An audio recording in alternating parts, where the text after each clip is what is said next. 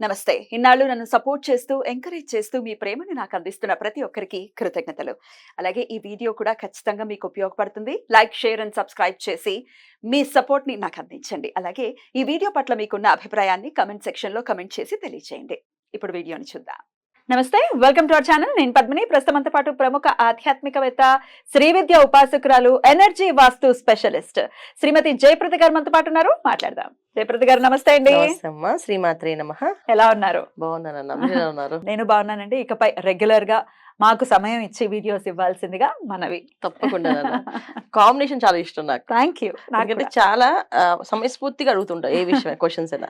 అలా అడిగినప్పుడు ఏమవుతుందంటే చాలా విషయాలు చెప్పాలనిపిస్తుంది. అందుకని ఖచ్చితంగా నాకు ఇంట్రెస్ట్ తప్పకుండా వస్తాను. వాగ్దేవి అనుగ్రహం ప్రతి ఒక్కరి మీద పరిపూర్ణంగా ఉండాలని మనస్ఫూర్తిగా కోరుకుంటూ మరి మొదలు పెడదామండి. తప్పకుండా. జూలై 1వ తారీఖు ఈ రోజు రాశి ఫలాలతో మీరైతే చాలా బ్యూటిఫుల్ గా, ఎందుకంటే మీరు అనాలిసిస్ లో కూడా ఉన్నారు. అంటే జాతకాలు చెప్పేయటమే కాదు, వాళ్ళ బిహేవియర్ ఎలా ఉంటుంది అనేది కొన్నేళ్ల బట్టి మీరు పరిశోధనలోనే ఉన్నారు కాబట్టి రాశి ఫలాలు కూడా డెఫినెట్ గా చాలా అక్యురసీ వస్తుంది మీరు చెప్పేటటువంటి విధానంలో. రైట్, ఇక జూలై 1 నుంచి చూసుకుంటే రకరకాల మార్పులు. అటు కాలసర్ప దోషంలోనే ఇప్పుడు గ్రహస్థితి ఉంది అని చెప్పుకోవచ్చు.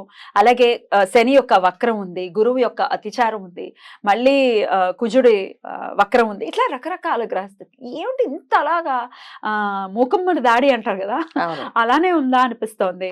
మరి ఏంటి ద్వాదశ రాశుల వాళ్ళకి ఎలా ఉంటుంది? ఈ విషయాలన్నీ ఒక్కసారి మీ ద్వారా. తప్పకుండా. అయితే మనకి గ్రహాల అనుగ్రహం లేదు అని అనుకుంటున్నాం కదా, దీనికి కారణం ఏంటంటే మనం చేస్తున్న కొన్ని తప్పిదాలు. సో మానవులుగా మనం పుట్టిన తర్వాత కొన్ని విషయాలు మనం నియంత్రణ లేకుండా చేసే ప్రతి ఒక్క పని ఇవాళ అవి విజృంభిస్తున్నాయి. ప్రకృతి విలయతాండవం చేస్తుంది మన మీద. ఎప్పుడు ఎటు నుంచి ఏది వస్తుందో అని చెప్పకుండా చేసేస్తున్నారు వాళ్ళు. ఎందుకు ఇలా చేస్తుందంటే దానికి కారణం కూడా మనమే. ఎందుకంటే అకాలంగా చెట్లు నరికేస్తున్నాం, అంటే అకాలంగా ఇష్టం వచ్చినట్టుగా విసర్జన చేయడం, ఎక్కడ పడితే అక్కడ మాట్లాడడం, ఇష్టం వచ్చినట్టు మన మనుషుల్ని హీనంగా మాట్లాడడం. అంటే మానవుడిగా పుట్టాక, ఒక మనిషిగా పుట్టాక ఫస్ట్ మనిషిగా ఉన్నప్పుడు ఇంక తోటి మనిషిని గౌరవించాలి, తోటి మనిషిని హీనంగా మాట్లాడకూడదు.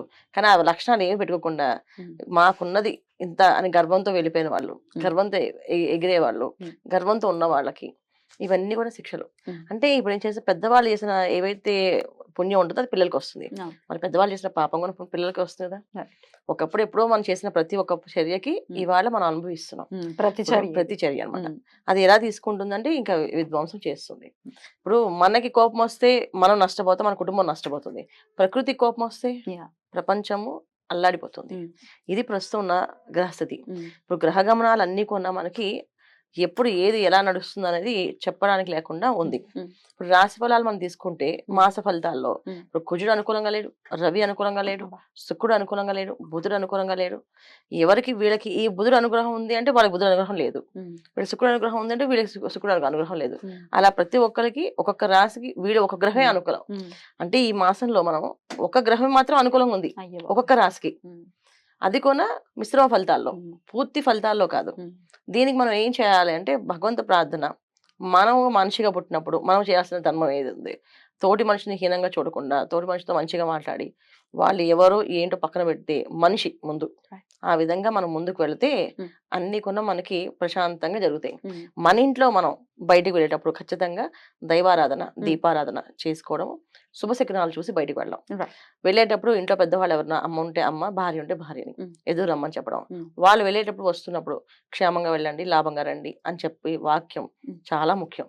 ఒకప్పుడు ఇలా ఉన్న ఇప్పుడు ఈ ప్రస్తున్న కాలానికి, ఈ విషమ కాలానికి మాత్రం ఖచ్చితంగా ఇంట్లో శుభశకునాలు చూసుకొని బయలుదేరడం అనేది చాలా చాలా అవసరం. ఇది చేదస్తాల కింద కొట్టి పడేస్తే మాత్రం మనం ఇంకేం చేయలేము. పాజిటివ్ యాటిట్యూడ్ ని మనం ఖచ్చితంగా పెంపొందించుకోవాలి, పాజిటివ్ గానే ముందుకు వెళ్ళాలి. ఎందుకంటే చాలా భయానకమైనటువంటి ఇవాళ కూడా చూసుకుంటే అక్కడ ఫైర్ యాక్సిడెంట్ జరిగింది ఇక్కడ జస్ట్ మనకి హైదరాబాద్ దగ్గరలోనే, లింగంపల్లి దగ్గరలో జరిగింది. సో ఎక్కడ చూసినా వార్త అనేది ఏదైనా వస్తుందంటే అది భయం వేసేస్తుంది, ఏం జరిగిందిరా. సరే, మరి గ్రహస్థితి ఇంత దారుణంగా ఉన్నప్పుడు డెఫినెట్ గా మనం మన జాగ్రత్తలు తీసుకోవాలి. దైవారాధన మస్ట్ అండ్ షుడ్ గా చేసుకోవాలి, అందులో ఎటువంటి డౌట్ లేదు. అయినప్పటికీ ఒకసారి ద్వాదశ రాశులకి విడివిడిగా ఒకసారి మాట్లాడుకుంటే పర్టికులర్ గా ఏ విషయాల్లో ఏ రాశుల వాళ్ళు జాగ్రత్త పడాలి అనేది ఒక్కసారి వివరించండి. తప్పకుండా. మరి మొదలు పెడదాం. ఇక మిథున రాశి వారికి ఈ జూలై మాసం ఎలా ఉండబోతుంది అనుకోవచ్చండి? తప్పకుండా.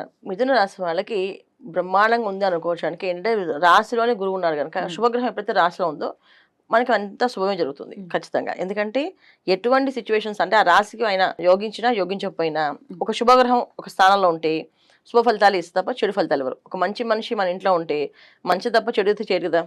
అదే ఒక చెడ్డ మనిషి మన ఇంట్లో ఉంటే మాత్రం అన్ని చెడు పనులు చేస్తుంటారు. సో మిథున రాశి వాళ్ళకి గురువు ఉండడం చాలా అదృష్ట యోగం. కానీ ఈ మాసంలో రవి కూడా ఉన్నాడు అక్కడ. సో రవి ఉండడం వల్ల వీళ్ళకి తెలియకుండానే అహంకారం, కొంచెం రకమైన గర్వము అనేది బాగా పెరుగుతుంది.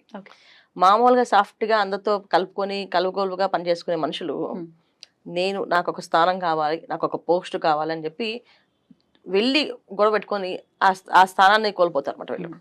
ఇది కొంచెం జరుగుతుంది. సో 14వ తారీఖు వరకు జాగ్రత్తగా ఉండాలి. జూలై 14 వరకు రవి అక్కడ ఉంటాడు. జూలై 14 తర్వాత కర్కాటకంలో మారుతారు. ఈ మారే వరకు వీళ్ళు జాగ్రత్తగా ఉండాలి. అయినప్పటికీ రెండో స్థానం మళ్ళీ వాక్కు స్థానంలో అయితే ఇక్కడ రవి కర్కాటక రాశిలో ఉన్నప్పుడు ఏంటంటే ఆరోగ్య విషయం మీద దెబ్బతీస్తారు. సో కంటికి సంబంధించిన ప్రాబ్లం కానీ వెన్నుకు సంబంధించిన ప్రాబ్లం కానీ వస్తాయి. సో ఆరోగ్యాన్ని జాగ్రత్తగా కాపాడుకోవడం, ఆహార నియమాలు పాటించడం. ఈ 14 తర్వాత వీళ్ళు కొంచెం ఆహార విషయంలో టైంకి తినడం, టైంకి పడుకోవడం, అంటే ఎప్పుడు పడితే అప్పుడు ఏ ఫుడ్ పడితే ఆ ఫుడ్ తినకుండా ఒక శుభ్రమైన ఫుడ్ ఆహారం అంటే భోజనంలా చేయడం, టిఫిన్లా చేయడం అలాంటివి చేయాలి తప్ప విపరీతంగా ఈ సాత్వికం కాకుండా తామసం కలిగిన ఆహారాలు శుభ్రంగా తినేస్తుంటే గ్యాస్కి సంబంధించిన ప్రాబ్లమ్స్ వచ్చి పొట్టంతా వాళ్ళకి విపరీతంగా ఎటువంటి ఇబ్బంది వస్తుంటే అదేదో హార్ట్ అటాక్ కింద క్రియేట్ చేస్తారు. అది హార్ట్ అటాక్ అని చెప్పి హాస్పిటల్ తీసుకెళ్ళి ఐసీయూలో పెట్టే వరకు చెప్పరు డాక్టర్స్ కూడా. అలాంటి పరిస్థితి వీళ్ళకి మిథున రాశి వాళ్ళకి ఈ మాసం ఉంది. వీళ్ళ ఆహార విషయాలు జాగ్రత్తగా ఉంటే ఇవంటి ఇబ్బందులు రావు. జనరల్ గా కడుపు నొప్పి కానీ అది గుండె నొప్పి కింద మార్చేస్తుంటారు డాక్టర్స్ దగ్గరికి. ఎందుకంటే ఆ సిచ్యువేషన్ వాళ్ళ తప్పు కాదు, వీళ్ళ తప్పు కాదు, ఆ పరిస్థితి సమయం అలా ఆడుకుంటుంది వీళ్ళతోటి. అందుకని వీళ్ళు జాగ్రత్తగా ఉండాల్సింది సాత్విక ఆహారం తీసుకోవడం. తర్వాత ఉద్యోగాలు చేసేవాళ్ళు చాలా జాగ్రత్తగా ఉండాలి. ఎక్కడైనా మాట తేడా వస్తే ఉద్యోగం పోయే అవకాశం ఉంది. ఒకసారి ఉద్యోగం పోతే మళ్ళీ రావడం చాలా కష్టం. ఎందుకంటే మిథున రాశిలో గురువు ఉన్నప్పుడు ఏదైనా సరే నిదానంగా ఇస్తాడు ఆయన, వెంటనే ఇవ్వడం. సో అందుకని ఈ మిథున రాశి వాళ్ళు ఉద్యోగాలు చేసేవాళ్ళు ఉద్యోగాలను అలా ఉంచుకోవడం చాలా ఉత్తమం. ఉద్యోగం మానేసి కొత్త ఉద్యోగంలోకి వెళ్దామని రవి భగవాన్ ఎప్పుడైతే గురువుతో కలిశారో వీళ్ళు తెలియని ఒక అహంకారం వాళ్ళ మీద వాళ్ళకే ఒక ధైర్యం వచ్చేస్తుంది. మాకు ఆత్మస్థైర్యంతో మేము నిర్ణయం తీసుకోవాలి అనుకుంటారు. అది ఆత్మస్థైర్యం కాదు, అది గర్వం. అది వాళ్ళు తెలుసుకోలోపుకి ఇక్కడ ఉన్న పోస్ట్ పోతుంది. అందుకని ఉద్యోగస్తులు ఎవరు కూడా నోరు పారేసుకోకుండా జాగ్రత్తగా ఉన్న ఉద్యోగాన్ని కాపాడుకోవాలి. ఇప్పుడున్న పరిస్థితి ఏంటంటే ఉద్యోగం పోతే రాదు, ఎంత కొంత జీతం వస్తుంది, అసలు జీతమే లేకుండా పోతే చాలా కష్టపడాలి. సో ఇది జాగ్రత్తగా ముందు జాగ్రత్త వీళ్ళకి. తర్వాత అన్నదమ్ములు, కుటుంబ సభ్యులు అందరూ కూడా వీళ్ళు సపోర్ట్గా నిలబడే అవకాశం ఉంది. ఈ టైంలో వీళ్ళు చాలా శాంతంగా వాళ్ళ పూర్వంలో ఎలా ఉండేవాళ్ళు అలా ఉంటే ఇది కాస్త యూనిటీగా మారి చాలా హ్యాపీగా ఉండగలుగుతారు. లేదు ఈ టైంలో వీళ్ళు అహంకారం, గర్వం చూపించారా వాళ్ళు దూరం అయిపోతారు. సో జాగ్రత్తగా తీసుకోవాల్సిన నియమాలు ఏంటంటే వీళ్ళు బంధువులతో కానీ ఇంట్లో వాళ్ళతో కానీ జాగ్రత్తగా మాట్లాడాలి.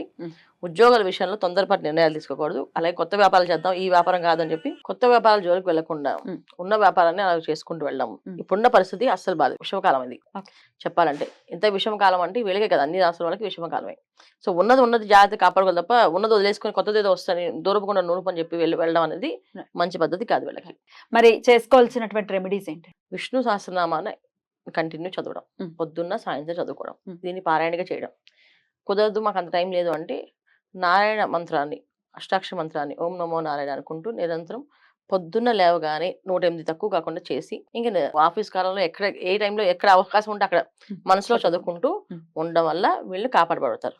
లేకపోతే ఏమీ తెలియకుండా ఎవరు పక్క వాళ్ళతో ఏదో సరదాగా చెప్దాం, సహాయం చేద్దాం అనుకుంటే వీళ్ళు గాయపడే అవకాశాలు, వీళ్ళకి ఇబ్బంది పడే అవకాశం కనిపిస్తుంది. రైట్. సో జాగ్రత్త అనివార్యం మిథున రాశి కూడా. చాలా చక్కగా వివరించారు. ఇవన్నీ చెప్పేవి ఒక పాజిటివ్ యాటిట్యూడ్ ని క్రియేట్ చేయడమే కాదు, జాగ్రత్త అనేది ఖచ్చితంగా చెప్పాలి. అక్కడికి వెళ్ళకు, అక్కడ లోయ ఉంది జాగ్రత్త అని చెప్తే వెళ్ళకుండా ఉంటాం. గుడ్డిగా వెళ్ళిపోతే ఏమిటి పరిస్థితి కదా. జాగ్రత్త చెప్పడం కోసం మాత్రమే ఈ రాశి ఫలాలు అనేది చెప్పడం జరుగుతోంది. దీన్ని గమనించగలరు.